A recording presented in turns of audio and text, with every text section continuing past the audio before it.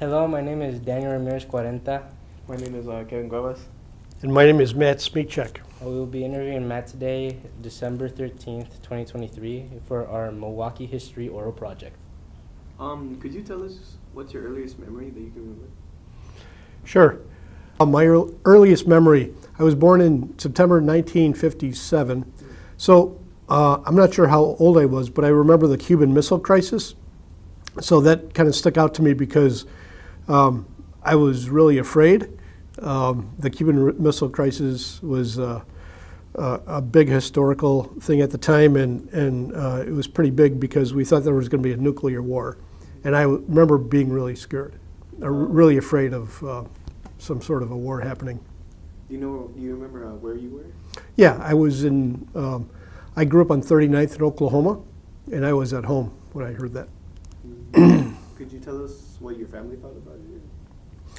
Well, I think everybody was a little bit concerned. That's why I was probably about 4 or 5 years old at the time, and I think I remember. I think my parents were talking about where we're gonna hide, like in the cellar or something like that. You know, if bombs start going off. So yeah. Could you describe how you felt afterwards when the event passed? I don't really remember too much after that. I just remember being afraid, the first time I heard it. Mm-hmm. Yeah. You mentioned earlier that you grew up on 39th in Oklahoma. Could you describe the environment around it? Yeah, 39th in Oklahoma. It was right near the school that I went to. It was called Blessed Sacrament Church, Blessed Sacrament Parish. So we lived, there was a lot of kids in our neighborhood. So I remember very good memories. We used to play sports in the alley all the time. We had an alley, or there's still an alley there, I know. But we used to play a lot of football, a lot of kick the can when we were kids. There was probably a group of about 15 or 20 kids that used to hang around all the time. I'm from a large family. I'm the youngest of 10 kids. So my brothers and I, we used to hang out there all the time. And it was just, never a dull moment. If we weren't playing softball by Audubon School right near El Vernal College, we were, playing baseball in Jackson Park I just remember a lot of nice memories growing up. A lot of kids, having a lot of fun all the time. Yep. Could you describe how Jackson Park was back then? Jackson Park, I think it hasn't changed a whole lot. It's probably the same. One of the memories, an early memory that I remember is that there was always a 4th of July parade. In the 4th of July parade, I'm not exactly sure where it started, but it always went by our house, by 39th Street. And we used to get up, we used to go to Mass at Blessed Sacrament. And then after Mass, we would wait in front of our house, and then the parade would march by, and we would all join the parade. And then we'd march down to Jackson Park and have some ice cream. So I remember Jackson Park. When you're growing up, I was always a little bit afraid of parks because there were gangs back then. So there was a gang called the San Filippos that used to hang around Jackson Park. So everybody was always afraid of getting beat up or mugged or something like that by the San Filippos. So you didn't want to go in the parks all the time. But for, like sports and things like that, we used to have we used to have football practice near Jackson Park, right by, I think it was called Manitoba Grade School on Forest Home and 43rd. And then Jackson Park started right there. And I remember our school used to have football practice there, or else near some tennis courts by Jackson Park, but the park hasn't changed a bit, I don't think. Did you have any interactions with these gangs? Never, no. You just heard stories about kids getting beat up. So yeah, when you're a little kid, it's always kind of scary to hear. So yeah. Was it a common thing for families to be that big back then? Oh, good question. Families were bigger, and we had a modest house, but my dad was really dedicated to our family, and it was really neat because I always thought that we were the richest kids in the world, and we always had a lot of friends just by being, just with our family members. So my brother Paul and my brother Phil used to look out for me all the time. Remember one time a kid beat me up, so they went over and beat the kid up, just because he was older than me and bigger than me or something like that. But yeah, I mean, it was great growing up. The family across the alley, they had 9 kids, and then there were, it was a normal thing to have families with probably 7 or 6 or 5 or 8 kids. I mean, we always were very proud of the fact that we were 10 kids in our family. So I remember when we would go to church, we'd take up an entire pew. So that was a lot of fun. Could you describe the house? It was called a Lannon stone house. My dad built the house. Well, he had somebody build the house. And back then on 39th in Oklahoma, my parents got married in 1940, and then soon thereafter, probably about 5 years later, they built a house. They built 2 houses next door to each other. One house, and they were both duplexes. So what they would do is my dad was a machinist, and so for extra income, they would rent out the second floor of our house, and then they would rent out the top and the bottom floor of the house next door. So he built the house next door almost by himself, but he had contracted the house, and he was kind of like the contractor. But the house was made of a stone called Lannon stone. It came from the Lannon quarry. It was a nice limestone house, kind of bigger blocks. It was kind of neat. There was a family, there was a family across the street with and back in the day, that was kind of the suburbs of Milwaukee almost. That was the edge of town on 39th in Oklahoma. So we didn't have to walk far to go to fields and things like that all the time. There was empty fields nearby. So I remember when my cousins got a house on 92nd and Morgan Avenue. That was like the country. So we used to go out there in the summertime, and that was just, total fields, all fields. So it's kind of different now, obviously. The whole area was pretty much different because of that. Could you talk about your dad's work? Yeah, he was a machinist at the Lewis Alice Company, and Lewis Alice, what's a machinist? I remember him taking me to work, and he would show me what he would do, and I was always really proud of him because he had this large machine, which machined, or it was called a mill machine, and he would take these big housings. And what's a housing? It's just a big round cylinder, and they would have to get them, and he would build these big housings. I don't know, they were probably about 7 feet wide or something, but huge things, and he would have to put it on the machine. And they were for submarines. They were used for sonar in submarines, I remember. And he actually got out of World War II, out of serving for World War II, because he was an important piece. He was a skilled machinist, I guess, and their company built submarines, or they built a piece for the submarines, the sonar for the submarines. So I remember that, when hearing stories from him, that they came knocking on his door because he worked there for a while, right before and right after he got married. Then he went to start a new company, a ditch digging company, with his brother-in-law, my Uncle Ed. And then when the war began, he said the president of the company came knocking at his door because they needed him so badly. So he went back to work for Lewis Alice Company, and also avoided the draft at that time because of the war effort. He was needed to build those things. So he was kind of a skilled laborer. I remember when he wanted to retire at 65, they couldn't find a replacement for him, so he had to stay on a few more years. so they could finally find somebody, and he had to train them. So yeah, he took a lot of pride in being a machinist. It was pretty cool. You mentioned in the pre-interview that he met Kennedy. Yeah, he did. Yeah, there is a place called Serb Hall in Milwaukee, and Serb Hall, I think, is on 52nd in Oklahoma. And back in the day, if you were, politics wasn't as they are right now, but back in the day, if you were from a working family, you were kind of naturally a Democrat.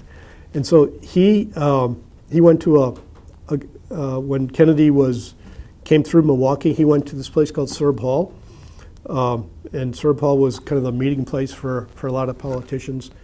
And he met John F. Kennedy. He got to shake his hand. He was probably one of a lot of people, hundreds of people there, but he got close and he told us that he shook John Kennedy's hand. Could you start talking about your mom's jobs and what she did? Yeah. So my mom was a domestic engineer for a good part of her life. I mean, she raised a lot of kids. She went to school at UWM. And UWM back in the day, I think she went there probably around, well, I can take you a step back, but UWM was a teacher's college back in the day. So they had a lot of people going there to be teachers. I'm not sure if it was grade school or high school teachers, but I think it was a 2-year degree at the time. She had growing up, developed tuberculosis. And so they found out that she had tuberculosis when she was going to start high school. And so she never went to a regular high school. They quarantined her on the county grounds. And I think there was a tuberculosis hospital in the county grounds. So she spent her entire high school career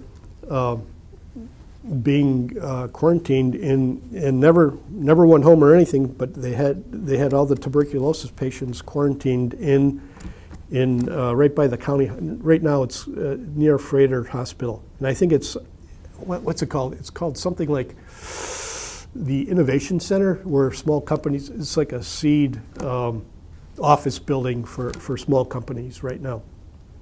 But yeah, and so. What she did was she raised the family. She did a great job of it, and she was, had quite of a personality. She was a lot of fun. I remember that when I got to be about 5th grade, when she was first married, there was a guy named Merle Dusing.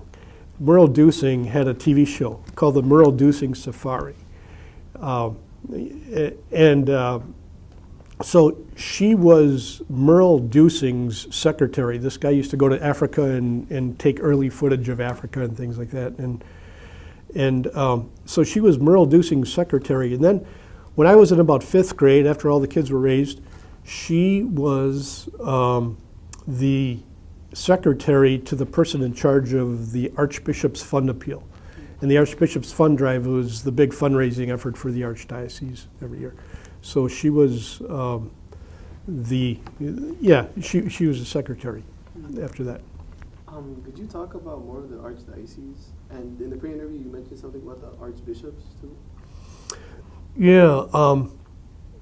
Let's see. The Archbishop. What did I mention about the Archbishops? I don't remember too much. Well, there was a guy named, the first Archbishop I remember I think his name was William Cousins. And I don't remember too much except for my mom knew him. And I used to hang out at this place, still do, but there's an organization called Opus Dei. And they had a lot of high school activities. So I remember very fondly that we used to get together at a house at 27th and Grant Street, and the Archbishop gave it to the organization on 27th and Grant. Other than that, I don't know too much. My mom would always, talk about the Archbishop in very, very nice ways, but I really don't have too many remembrances of the Archbishop. Rembert Weekland was, I think, the next Archbishop after that, and I don't really know too much about him.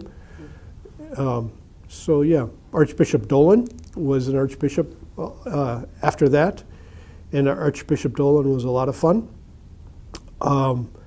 My cousin Pat Dillett knew him pretty well, and my brother Paul knew him as well. Archbishop Dolan became the cardinal in New York City, and so yeah. But I don't know. I wasn't into that circle too much. Yeah. Could you mention about your childhood school? Like what? Sure. Yeah. Blessed Sacrament. Blessed Sacrament was awesome. We used to cross through go through the alley and then cross through a family called the Wittig's yard and get to school. So we were only we'd wake up 5 minutes before school, and we were there. And school was good. The memories I have of school was, there was the good sisters were teaching us all the time, and it was probably normal, but we had probably about 800 kids in that one school. So we had at least 30 kids per class. And sometimes we had 3 classes, 2.5 or 3 classes throughout our entire grade school. So there were 3 classes of first graders, second graders, third graders, and so there's probably 100 kids in every class going up. And it was a lot of fun because we used to play keep away at recess all the time, and we would play tackle keep away. So you didn't give up the ball until you got tackled. And this is on asphalt, so everybody it was just, I think we had a really good football team. Maybe that's why we had such a good football team growing up. But yeah, we played all the sports growing up. I think starting in 5th grade, played 5th grade basketball. They wouldn't let us play football until 6th grade, I think. But basketball, softball, and football throughout the entire time. So our school, we had lots of good athletes, and you would always emulate the athletes. You try to be like them. Our school colors were black and gold, and remember that we had a coach by the name of James Bond, who was a pretty tough coach, and. When we were in grade school with the grade school football team, I can give you a picture of that later on. I can send you some of those pictures that I promised you. I didn't bring them, but it was good. We had like 50 kids on the football team, and sent a lot of kids to different high schools who were very good at the time too. Yeah. So yeah, grade school was a lot of fun. You don't know how hard. You're studying. I think everybody pretty much cruised through grade school, and a lot of kids did go to Marquette from Blessed Sacrament, or I went to Thomas More after that. Before we go into high school, how was your parish, like your elementary school, was it mostly full of athlete students or scholar students? Or? There was. I think it was just a mix of people. And it wasn't like people recruited athletes or anything like that. But I think, back in the day, I think we put a bigger weight on sports for some reason than they do now. But everybody, was playing sports constantly. Like all summer long, every single night we were playing softball or basketball. The basketball. We didn't have a gym at the time. Now there's a gym there, but we didn't have a gym at the time. So we would play. In the rain, in the snow. So we were just sliding around all the time in the wintertime, but still playing. We had a basket at our garage, so if there wasn't a game at the playground, we'd come back and play, 1-on-1 or 2-on-2, in the back of the garage. So yeah, it was a lot of time spent playing sports. In the alley, it was kind of a narrow alley, but we played a 40-yard. We had a 40-yard football field, and played football. It wasn't tackle football, but it was always, a good game. Did you have any experiences going to County Stadium at all? And like, Yeah. County Stadium was awesome. We were big sports fans. I think growing up, and I remember going to some Braves games.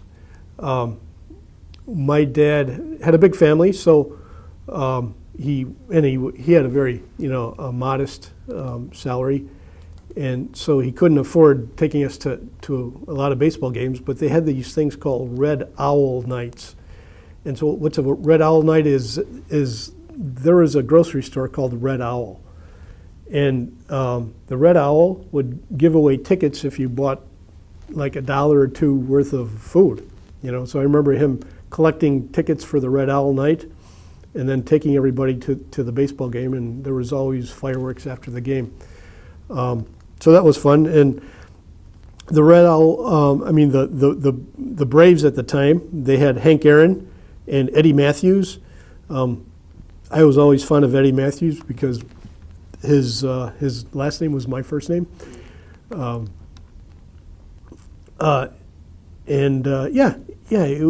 was a lot of fun. And then what happened was when I was in probably in 7th grade, the Brewers came back. So the Braves left town, and that was devastating for everybody. how did that make you feel? Oh, that was terrible. I mean, when the Braves left town, they left like overnight. They packed everything up and they were just gone. After during mid-season or something like that. But I remember my aunt telling us that the Milwaukee Braves were no longer going to be in town. And it's like, oh my gosh, that's awful. So what do you do between then? So the White Sox used to come and play probably about 5 games a year in County Stadium, and so we used to go to the White Sox games sometimes, and I know they always had the County Stadium had 57,000 people, 57,000 seats. And during a White Sox game, a few funny remembrances, but they had bat nights. And so they would give everybody that came, the first, 20,000 people or something like that, a real baseball bat, like a wooden baseball bat. So it wasn't one of these mini bats, but it was just a real bat, a big bat. And so I remember them saying, wave your bats, and everybody waved their bats, and it looked like it was amazing, just a bunch of, 20,000 bats and, waving around. Did you ever get one? Oh, yeah, for sure. Yeah, I don't think I still have it, but yeah, for sure. And we got a lot of bats, between my brothers and I. Yeah, I remember going to the early Brewer games too in County Stadium. So I went to the first Brewers game in County Stadium. You skip school. Everybody ditched school, for the opening game, and that was kind of like a routine. And I remember really getting it from my teacher for doing that one time. But yeah, we used to skip out of school and then wait in line to get bleacher seats, and they were only like $1 back then or something like that. So it was pretty doable. And then I had a paper out, so I used to earn some money, and my paper out to afford things like baseball games. And The route was around your house? yeah, the route was between 35th and Morgan, so right by your house, Yeah. to 39th and Morgan. And so it went in for about a block or so to the next street. And then I also delivered papers for Alverno College. So I had 95 papers on my route and 110 on Sundays because more people took papers on Sundays. But yeah, it was hard. You're supposed to be 12 years old to get a paper out, and I think I was 11 when my brother gave it to me, his route to me. It was the paper route that we all had. And I remember like the day before I was turned 12 years old, the guy asked me how old I was, and I said 11, so he kicked me out, and my brother had to come deliver for one day. And I went back and delivered. But it was a lot of fun. You take your red wagon and you pull it, or your bike, and you strap on the papers on the side of your bike, and we used to get back and forth in our paper station. You'd have to go pick up the papers at a paper station. So every day after school, you had to go and pick up the papers on 27th and Morgan. You know where that McDonald's is on 27th and Morgan Avenue? So across the street from there was they had a McDonald's back then too. And a Big Mac was like 25 cents.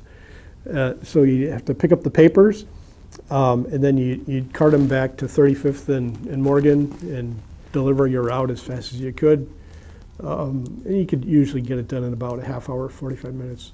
So you just, it was good to get in shape, good thing to get in shape. So we used to, and then Sunday mornings, my dad would always take us take me because it was just too much. It was too heavy. And going back to the Brewers coming to Milwaukee, did you feel excited that Milwaukee's getting a baseball team? Yeah, that was huge. That was big. That was really nice. I don't know how many times I went. I wasn't I didn't go every day, but I probably went about 3 or 4 times a year to a Brewers game. So we'd always try to hit the double headers. They would have double headers, so you'd spend like 8 hours there in the stadium or something like that. But it was a lot of fun. Yeah. How much has the stadium changed from back then to right now? Okay, so they have a new stadium. The county stadium was held 57,000 people, and it was I liked it a lot more than the new stadium because the new stadium has these high walls, and the old stadium, it had bleachers and real bleachers, you used to sit in the bleachers for $1 or $1.50 or something like that. It was really inexpensive, but you had these big lights right above you in the bleachers, and they kind of swayed back and forth in the wind, and you feel like, oh, when are they going to fall on top of me? But it was more of an open air stadium. Now it feels like you're in some sort of an indoor stadium almost, even without the roof. It feels like you've got these big walls around you all the time. So it was more of a traditional old baseball stadium, which was really cool. I miss it. Yeah.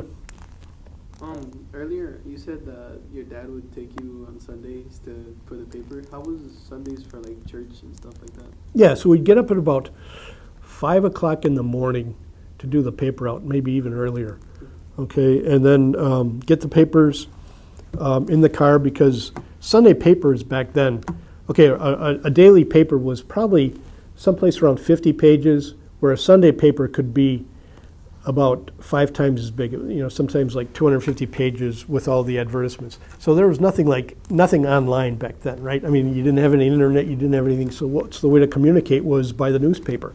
So all the companies that would want to communicate, like the stores with sales, or the classified section, they would stick it in the newspapers. And Sunday was the largest day because most people read Sunday newspapers. So you had all the little leaflets in there, all the magazines.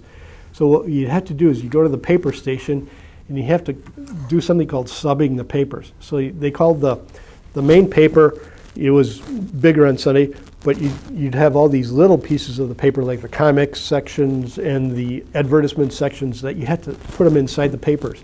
So the faster you could put them inside the papers, it was called subbing. So you had to sub all your papers. So I had 115 or 110 papers on Sunday, so we have to do that as fast as can, and you have to organize it and then put it in the paper bags, or else on Sundays it was just too big, so you put it directly into the car. So that was pretty nice. I remember one time I went to my cousin's wedding when I was, maybe I shouldn't say, but went to my cousin's wedding on Saturday night, and I think I was in 8th grade, and I have a lot of brothers and sisters and uncles and aunts, and I was asking for a sip of beer. And when you have all these brothers and sisters and aunts, and, I was pretty whacked out. Next day I threw up all over the paper out. So my dad was very good. He just said, "Oh, how do you feel now? Better?" Yeah, Dad. But it was kind of embarrassing for me being hungover when I was in 8th grade. I never drank anymore, but.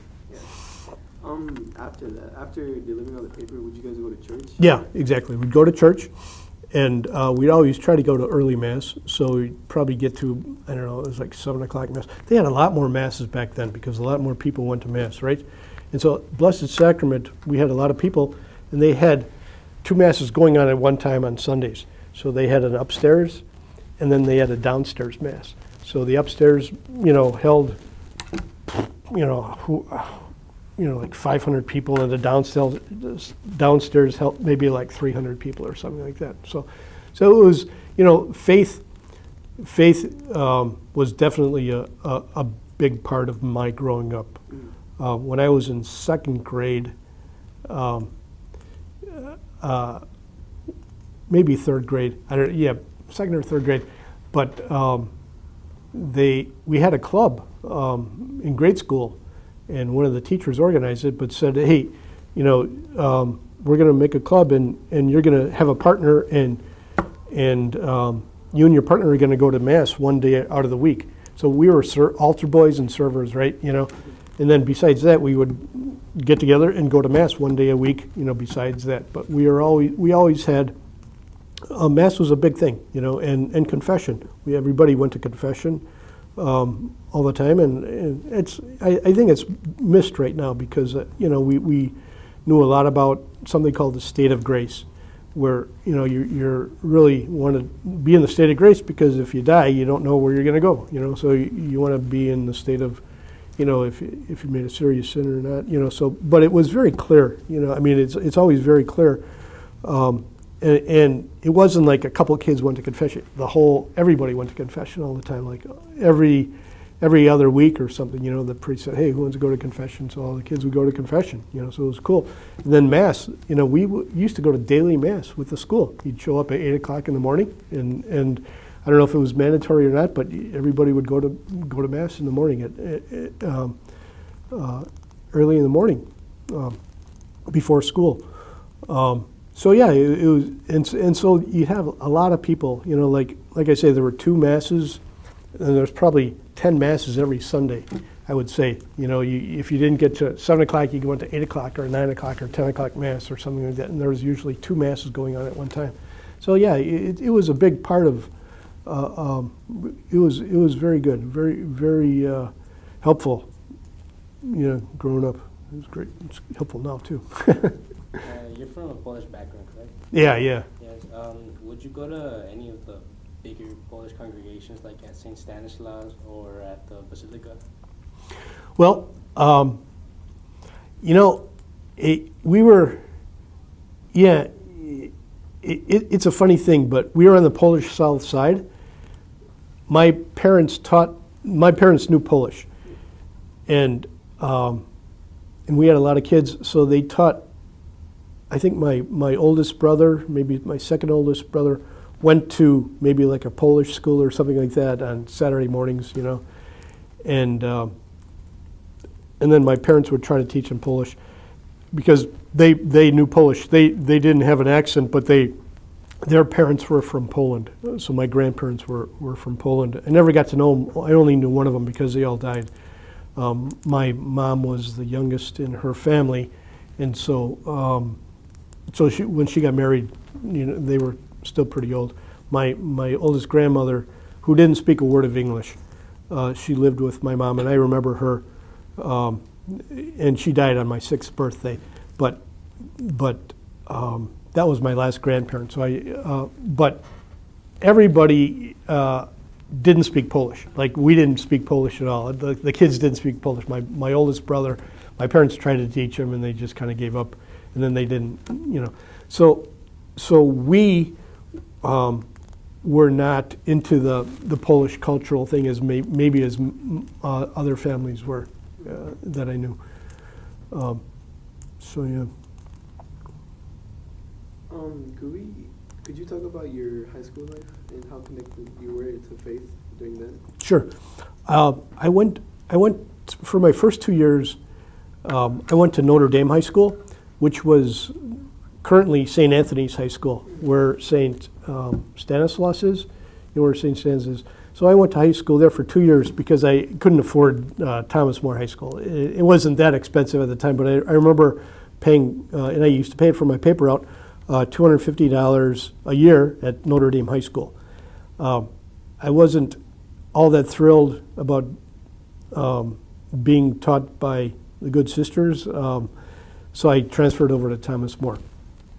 But the religion at Notre Dame High School, it was solid.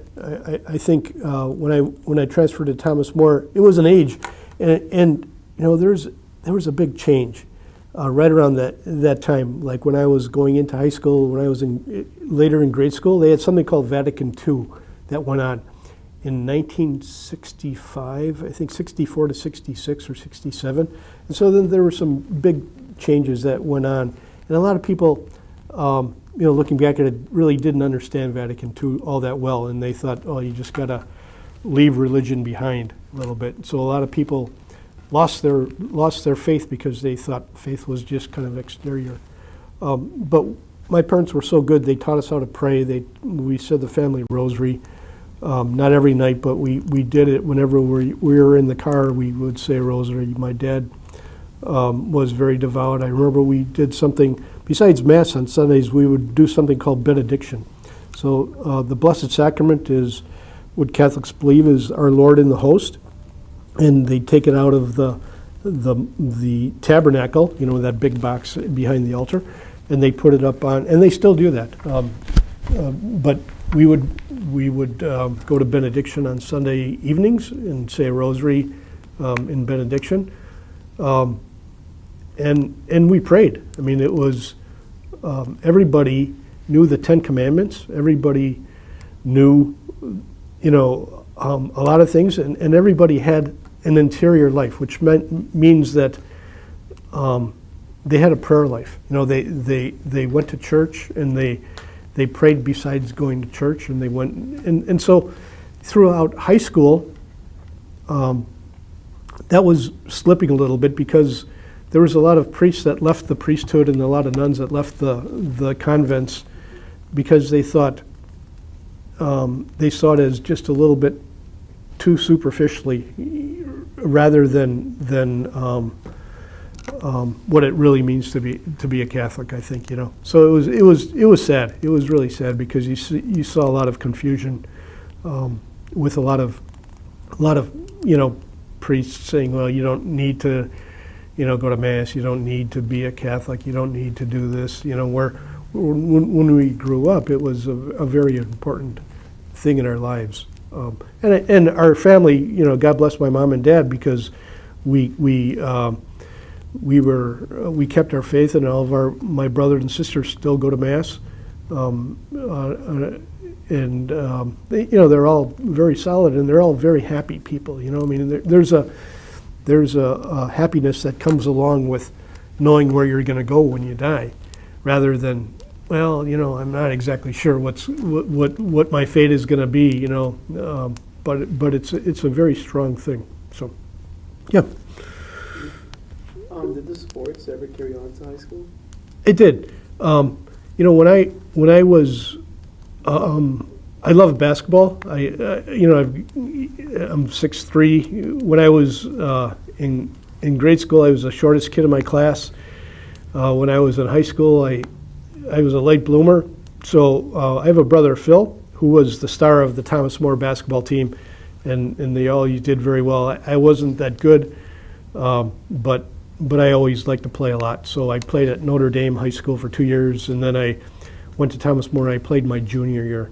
And I was a late bloomer, so I was the shortest kid on the team when I was a junior. And then senior year, when it was time to go out again, I had grown to about 6'3", 150 pounds, and that was wet. But when I went to Marquette University, I tried out for the team, and in that year they won the championship, and they let me practice for about 7 weeks. So that was a lot of fun getting to know Al McGuire and some of the other basketball players. It was a lot of great times. During the civil rights movements, like here in Milwaukee, did you see like any of the marches go down your house, or were you in them? Well, that's the civil rights marches was an intense time. Okay, really, really intense because there was a U.S. representative who didn't live too far away from your house and my house. His name is Clement Zablocki. I think he lived on 32nd Street near Our Lady Queen of Peace, not too far away from there. And so there were marches to his house because he was a very, very well-known U.S. representative. He was in charge of the House Ways and Means Committee or something like that, but he's a very prestigious guy. And so there were race riots, and they call them the race riots, led by a lot of people, but there was also demonstrations. Okay, the riots actually destroyed a lot of the inner city. There were lots of fires, and people were snipers and killing firemen and policemen and things like that. So they made a curfew on the entire city. And so you talk about, being kind of it was kind of like worse than, remember the quarantine for COVID? It was worse than that. So nobody went to work. Well, only essential people went to work, but everybody else you just had to hang out. It was all summer long when I was in grade school.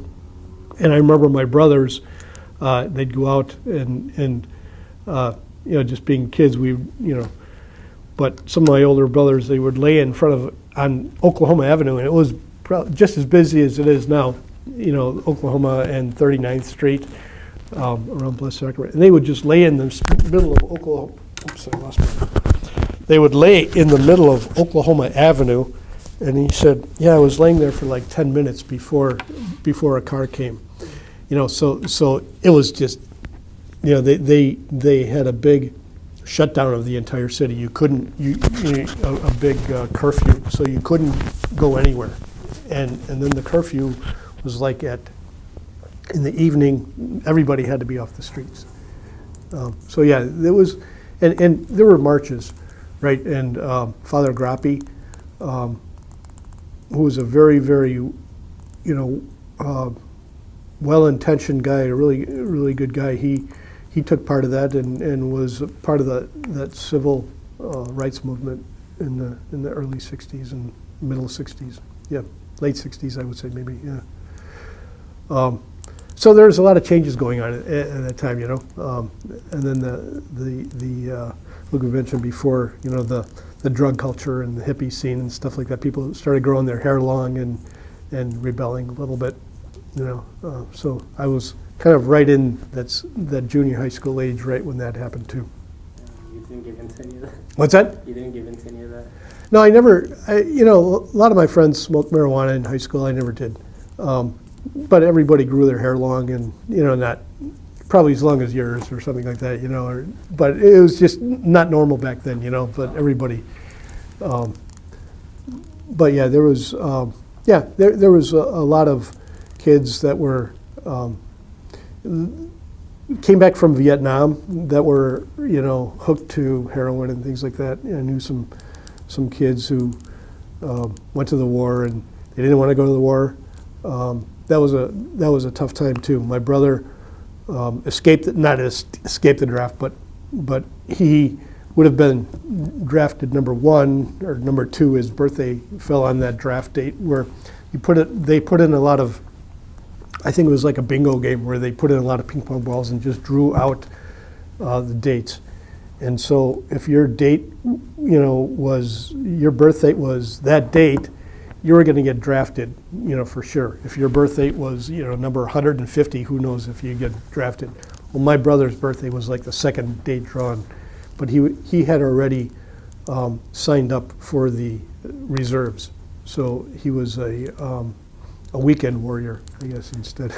So he went to the reserves before his draft date was called. But that was a scary time. I remember there was one kid who shot his toe off because he didn't want to be in the war.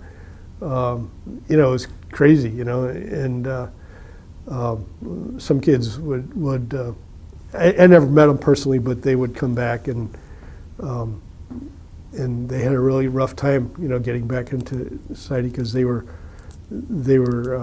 took drugs and stuff like that in Vietnam. But it gave, and it was a very polarizing thing because, the whole idea of communism back then, a lot of people wanted to, stop communism before it spread, and so that was kind of the whole reason I think that they had the Vietnam War, and there was a lot of protests against it, as you know. Kent State, people were killed, and because some National Guard people just were shooting at kids who were demonstrating. So yeah, there was a big upheaval. UW-Madison, one of the physics building was blown up by some people, and they did it on a Sunday morning so that it wouldn't hurt anybody, but there was somebody studying in the basement in that physics building at the time, and they drowned to death. So somebody just drove a truck up to the building with a lot of fertilizer inside and just detonated it, and it just blew the whole building apart. And the building was saved because they had some astronomy towers on the top of the physics building, and the foundations went really deep into the ground because they didn't want it to shake for the telescopes, and so that's why the building didn't just collapse at one time. But yeah, there was a lot of the anti-war movement. That's kind of the thing. One of the things that spurred the whole, change. Change in the culture. So yeah. How did that affect like Milwaukee communities around the area? Like, do you remember it? Well, I think it affected probably the country almost the same all over. It was a real homogeneous effect because a lot of young people were affected by it. So everybody that was in I would say high school and college, they and the whole rock music thing too had a big effect because rock music was kind of, preaching against the war. They had groups like the Who and even the Beatles and some of their songs, but they were, it was a lot of anthems against the war. So everybody kind of joined in at one time, a lot of young people. And you had the anti-war movement at that time. I was a little bit young for that, but you see, the whole Woodstock generation and things like that. I don't know if you've ever heard of Woodstock. It was a big concert in New York State where all these groups got together, and there was what came out of it were hippies, and they were very well-intentioned people, because they were for peace and everything like that, but a lot of them took it too far with the drugs and the, sex and stuff like that, so they kind of lost their way. So yeah. Well, I was talking about the music scene as part of this. Yeah, that was huge. Did you ever have any experiences here, at Summerfest? Yeah. Any concerts? Yeah. We used to go to Summerfest all the time.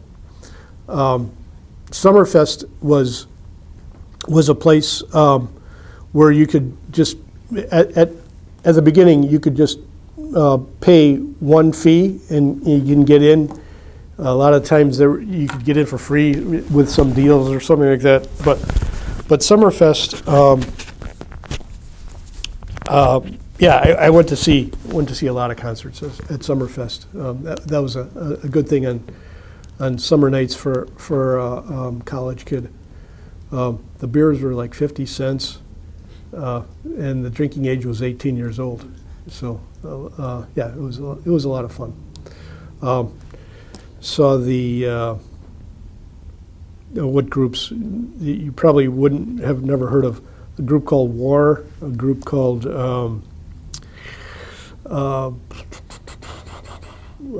who were they? The Beach Boys. The and the State Fair was a big thing before Summerfest too. So the State Fair, that was like the music place to go to as well. So I think they'd have a track. There was a track at State Fair. It was called the Milwaukee Mile, and they would have the week after the Indianapolis 500, they would always have the Indianapolis cars racing that next weekend. So one of my friends' dads worked there, and we got in for free all the time. But the state fair, that was in State Fair Park, but in the state fair they would always have the groups that came. You know, I saw Three Dog Night at the state fair, I saw the association, saw the Fifth Dimension. So, you know, one cool thing at Summerfest, there was a guy named Ricky Nelson who was a very big singer at the time, and he came to Summerfest. And it was raining, and it was like when we were in college, and all these side stages where, you know, you pay one price and you go to any stage you want. Now you have to go to the Marcus Amphitheater and pay to see the big acts. But usually they didn't have something like that back then. So it was raining, and it started coming down pretty hard. So we were sitting in the stage. One of these stages was covered by an awning. So this guy named Ricky Nelson was playing. We were like one of about 20 people watching him in the stand, so that was a lot of fun. You know, everybody, he was just singing so he could make his check or whatever, he'd make his pay, and so we were standing in the rain listening to him. It was fun. It was pretty cool. Earlier you mentioned that you went to Marquette. How was it going to there as a college, and what did you study? I studied engineering at Marquette. Yeah, and it was cool. Marquette University was big in basketball, and it was a lot of fun going to Marquette. Had a lot of friends there. Studied engineering, and yeah, I worked a lot too. I worked at St. Luke's Hospital. I was for 4 years working my way through college and high school. At the end of high school and beginning of college, I worked in the kitchen there, doing various jobs. But I started out at $2 an hour, and then I think when I left 4 years later, I was making like $2.10 or something like that, you know. But that little bit of work all the time kept me going. So I mixed. I didn't live on campus until my senior year of college. And that's when I got a job at the Wisconsin Electric Power Company, which is called WE Energies now. So I was in the nuclear engineering office at WE Energies. And I worked there, you know, probably half the time. So I was on the 5-year program. You know, it's usually called the co-op program now, where you take a semester off. Well, I arranged it so I would just work half-time, and then they would, but I'd have to go an extra year of school because I took a lesser load during my junior and senior year. Or is it just my senior year? Yeah, but whatever. But yeah, so it was good. So the Marquette was cool because Al McGuire was there, and you know, he was like a prophet. You know, I mean, he would rile everybody up, and it was just a lot of fun. Like I said, I tried out for the team, and it was very fortunate because a guy named Bo Ellis, he lined us up the first practice, and so I was playing one-on-one with Bo Ellis with everybody else, and he must have put in a good word to Al McGuire because he told everybody else to go home, and he said, "Put red shoes over there, you stay." You know, so I got to practice with them for a while, so it was cool. In the theater, you mentioned that you only played for like 2 weeks. In 7 weeks. Oh, 7 weeks. Yeah, 7 weeks. When what was happening is I was skipping a Spanish class to practice, and then yeah, my Spanish teacher told me I had to come back because I was kind of breezing through the Spanish, and so I was just taking the tests, and somebody in class got mad, so he told me to come back to the class, and so the dean told me to go back to the class. So I had to decide, you know, to drop Spanish or drop practicing. So I dropped practicing because I was never going to see any playing time or any uniform or anything like that. Yeah. So yeah, like I was saying, I think one of the things before that I was in the nuclear power business a thing called 3 Mile Island happened, and there was a nuclear accident in Harrisburg, Pennsylvania. So that turned into a pretty much of an administrative job because there was a lot of quality control going on at the time. So I went into the coal end of the business instead. And you said you stayed there for 5 years? I stayed there at Wisconsin Electric for 10 years, a total of 10 years from 78 to 88. But that included, my senior year in college. And what happened to you after you left?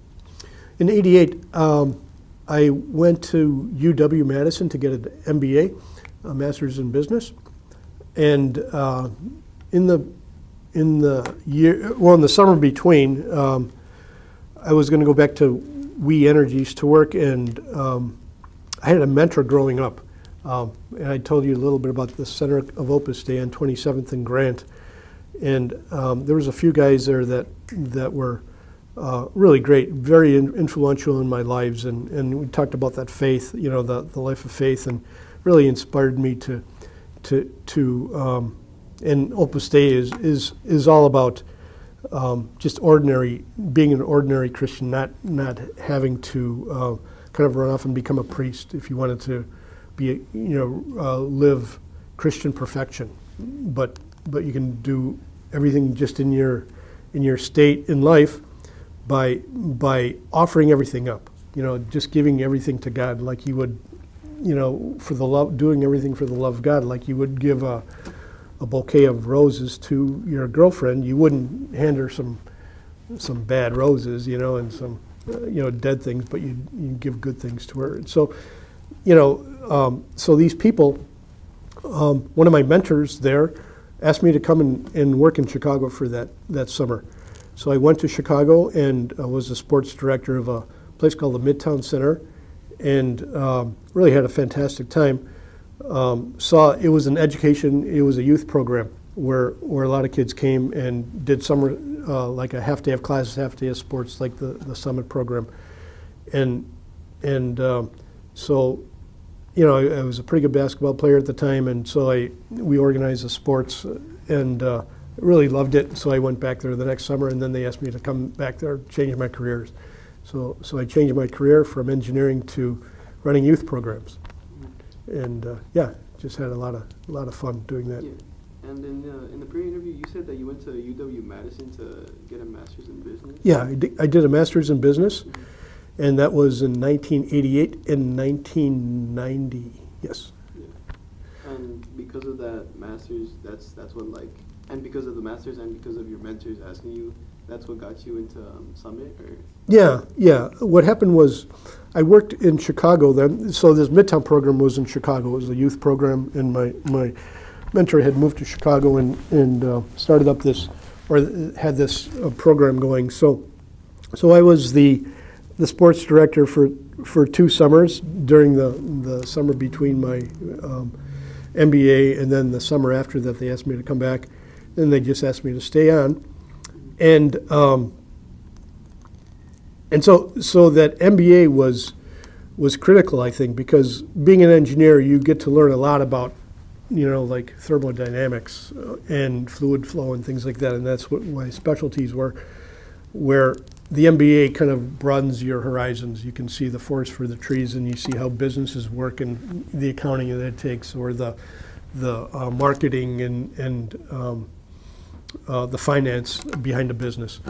So I became a program director at Midtown, and then they asked me to be the director of the center, and I did that. And it was a lot of things like budgeting and but also some finance and marketing, and dealing a lot more with people than you would as an engineer, because when you're an engineer, you're working behind a desk, which is a wonderful thing. I really enjoyed it, but I saw a different side, and it was helping youth. It was just helping kids that just really turned me on. I just thought, man, this is, if I can help one kid become an engineer, I guess my debt to society is going to be, paid back. But all these kids were turning out great. All these kids were going to Ivy League schools, and not because of me, but because of a lot of tutors and things like that we trained to help kids. And so, the kids became much smarter than I did, and so they were doing great things, And so after, I don't know what year it was, in 2006, they asked, not they, but there was a guy named Norm Yerke, who was a businessman in Brookfield. He called me up out of nowhere and said, "Hey, you want to come to Milwaukee? And we're trying to replicate Midtown in Milwaukee. So would you like to come to Milwaukee and do the same thing? Only more of a executive director, meaning you're overseeing kind of the whole thing. I was in charge of the boys program in Midtown, and here I was in charge of the boys and girls program, but also in charge of financing the thing. So you have to look for money, and you have to make sure that everything is done, kind of well. You're kind of get the big picture in mind. So I was doing that since 2006. I've been doing that since 2006 now. So yeah, we're helping a lot of I don't know. I mean, through the tutoring program, you guys were involved in tutoring. So you're helping motivate youth, which is really a cool thing, because schools can do it to a certain point, but that youth needs one-on-one motivation and friendship, and that's what we're providing to the kids in our youth program. A lot of fun. It's got to be motivated. They just don't want to be. It can't be. So the kids come for, the sports. First and foremost, probably they come for the friends that they make, because I think you guys probably met at Summit maybe or something like that, or I don't know. But a lot of the times kids meet at Summit and become friends for a long, long time. And so they come for the friends and the sports, and then the mentoring. They enjoy the mentoring as well. So we take a lot of high school trips, and again, I remember, I talked to you a long time back, or a while back, about the things that I experienced in high school. Like when I was in high school, these guys from Layton Center, they took me to all sorts of cool places. Not took me to, but we had a group of friends, kind of like you guys are friends, and we went to New York, and we went to Boston, and we went to Italy, we went to Rome, and I saw the Pope Paul VI, and said hi to him, actually, and he gave me a blessing, and then he's a saint now, and then met John Paul II as well, in a later trip. But that, that fun stuff is the things that I really remember, and that's why I say, kids really need this stuff. They need this mentoring and a lot of excitement in their lives. To get a big picture of the world, I think. So that's why that's why I did what I'm doing. Did you also feel a personal connection because it was based in Milwaukee? Right. Yeah, Milwaukee is always home. Even though when I was in Chicago, I was becoming a Bear fan, but no, Milwaukee. I think, yeah. I mean, it's. Let's put it this way. You can earn like 5 times as much as I earn now and live in Chicago, and you wouldn't have the quality of life, the standard of living that we have in Milwaukee. It's just kind of a great place, for a lot of things. And yeah, families around. Like I have 9 brothers and sisters, and all but one live in Milwaukee right now. So that's a great thing. A lot of nieces and nephews around here. So yeah, everything is. Yeah, drew me back to Milwaukee. It's a great place. Yep. You mentioned how growing up in the Polish South Side, they called you Polacks. Yeah, they call us Polacks all the time.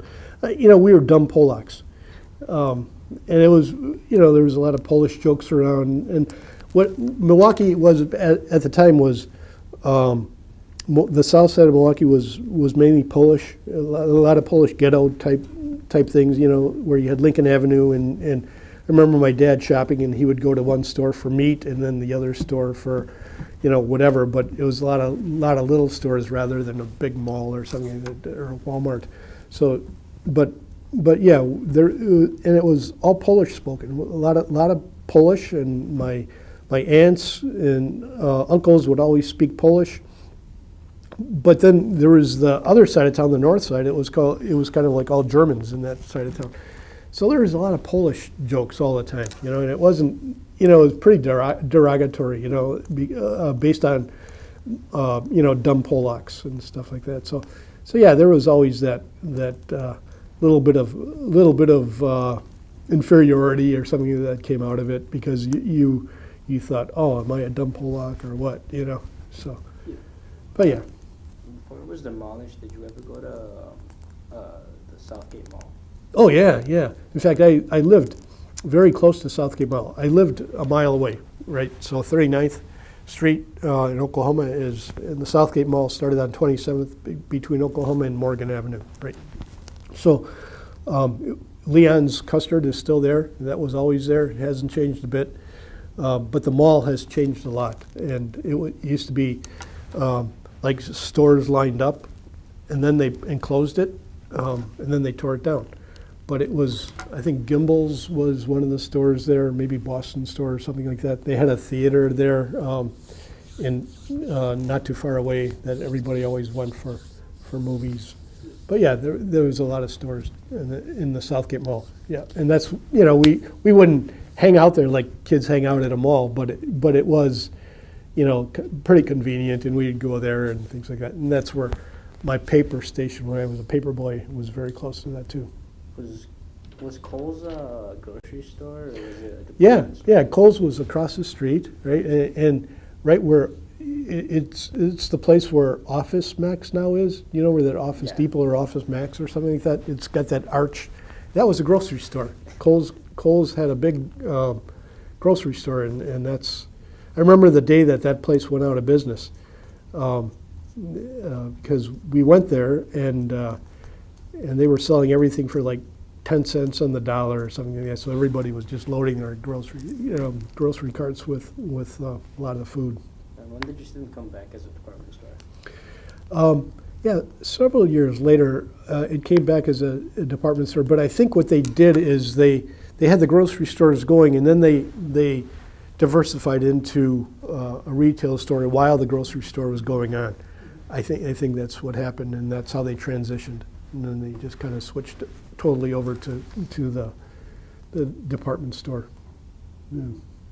And before that, where would you usually get groceries or anything that you would need?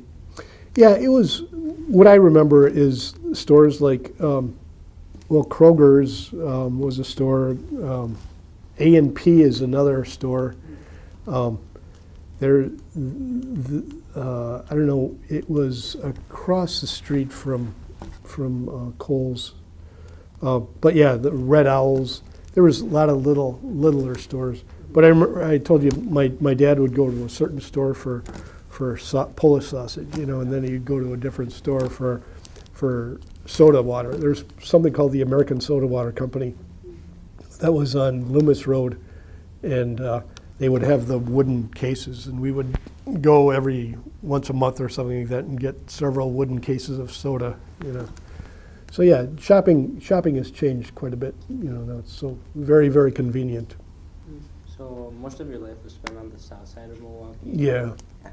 And going to college, did you go live on Marquette campus, or were you still living there? I only lived on Marquette campus for 1 year. I lived on 12th and State. I think it's a gas station now, but it was just that 1 year because it was more convenient for me to work at We Energies. But I lived at home throughout most of my college.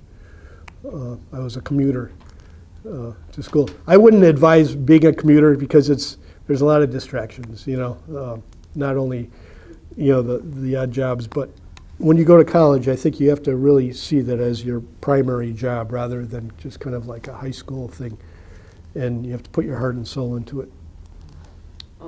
After the We Energies, you briefly mentioned about working in the coal industry. Could you dive deeper into that? Well, it was at We Energies. Oh. So you see, what happened was, I was in the nuclear department when I started out at We Energies, and then because it became such of a administrative job with all the quality control and things like that, they were doing all these safety, and it felt like a lot of busy work. So I went into the coal power plants. So I was doing engineering work for the coal plants rather than pushing papers during the nuclear, for the nuclear plants. So. Even today, how do you feel like right now in terms of you being connected with your faith? Do you still go to church every Sunday? Or? Yeah, I'm proud to say I go to church every day. Yeah, I wake up every morning and try to wake up every morning in time for Mass. But it's such an important part of my life. You got to realize that we're only here for a certain amount of time, and eternity. The lifespan here is not even a drop of, in all the oceans compared to eternity. And so, I think just developing an interior life, making sure that I'm in the state of grace, using the sacrament of confession well, going to Mass, you're really close to our Lord, because Catholics believe that, in Mass, that body of Christ is really there, and that's such an important thing, I think. So everything, lek walesa, when the Soviet Union, power of the Soviet Union, Soviet bloc came down, what did he attribute it to?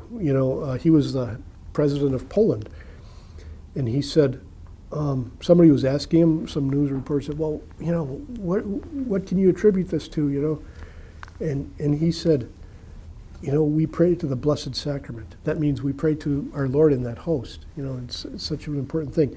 And to have that interior life, that connection with God, that deep love for God, it really makes you happy. And something that, the worst thing on earth could happen, everybody around me could, die, and I still wouldn't be the end of the world, you wouldn't be all broken up and you want to commit suicide or something like that, because that you get the deep-rooted happiness of your faith, and which is everything, it's so important. So, and then what stems from that is it's like you win the lottery.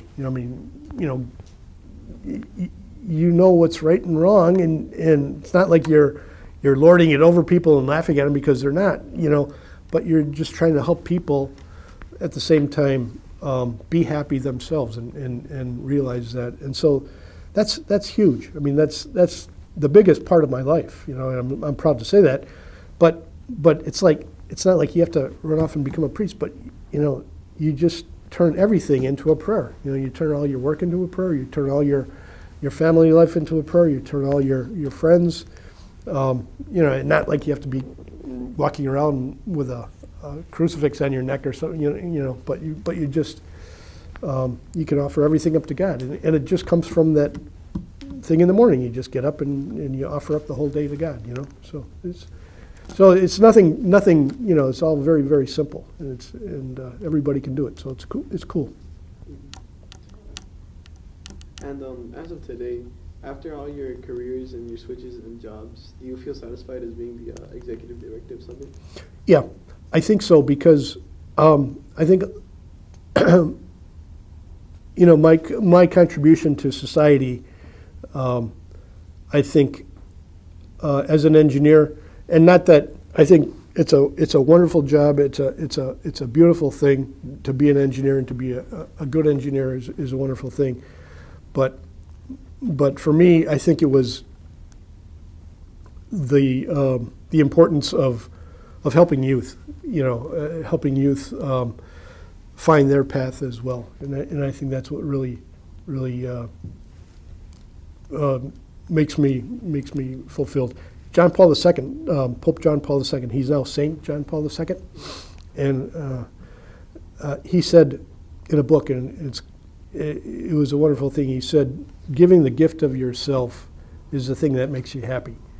It's not, having things. It's not, but your only true happiness is found in giving that gift of yourself. So what, you try to give it to other people. You try to give what you have to other people.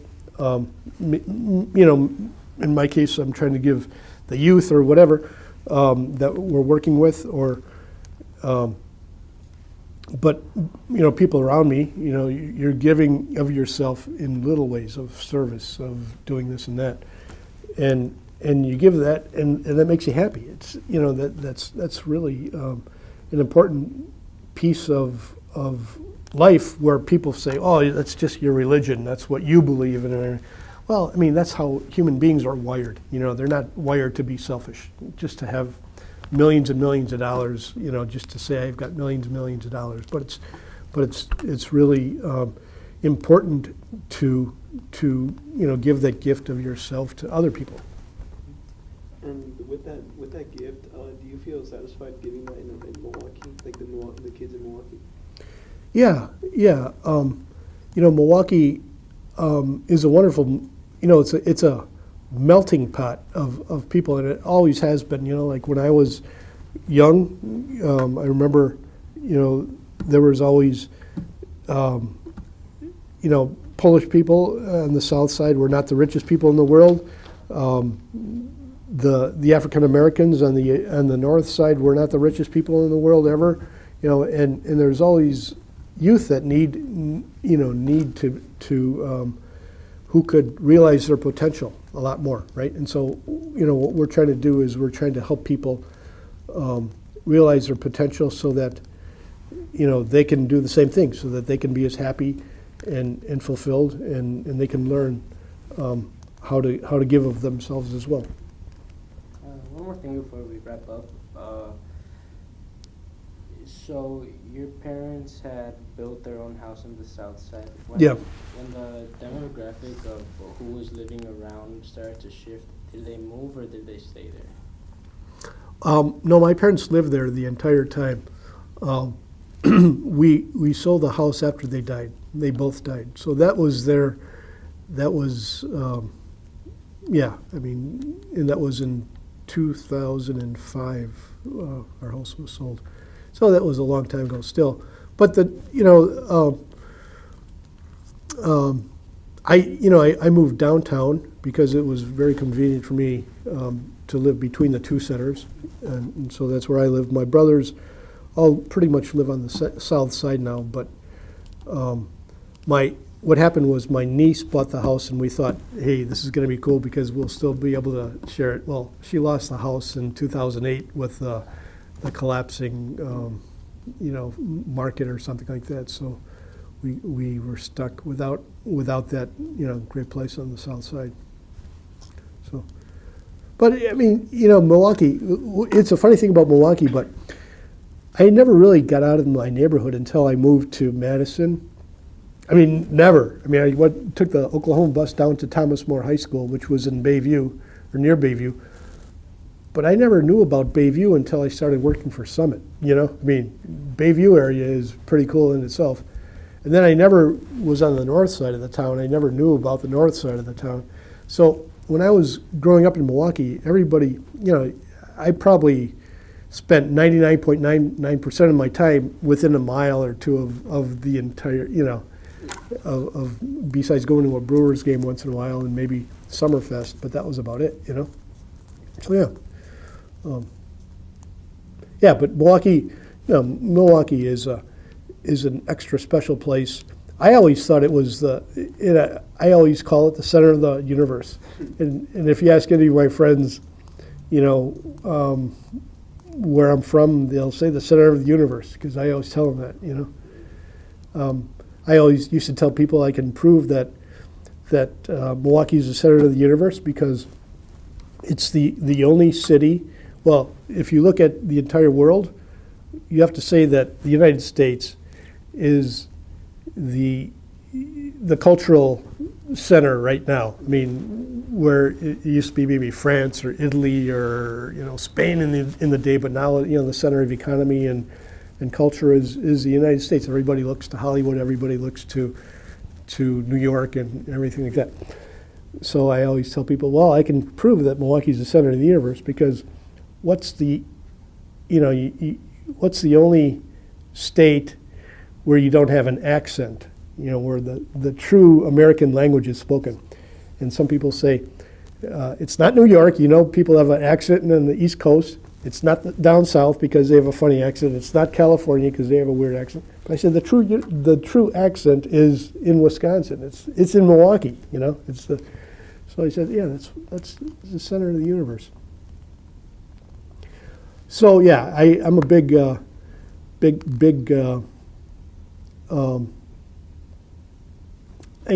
maybe I'm just talking like that, to my friends, and not really believing it, but I still think that there's a great people in Milwaukee have a great sense of reality. It's not a huge city, but it's not a small town either. So it's got a great balance of both. Our teacher says that's what we have Chicago for. It's a great place to live 90 miles away from. That's right. Yeah, yeah. No, and I lived in Chicago for 13 years, and it's a lot of fun. It really never sleeps. You can go anywhere, anytime, and meet friends without just get on a train and do stuff. But Milwaukee is it's got its own charm. There's a lot of because you're not. You're not stuck in traffic jams all the time. Yeah. So yeah. All right. Thank you. Thank you. Is that it? Yeah. Okay. Cool.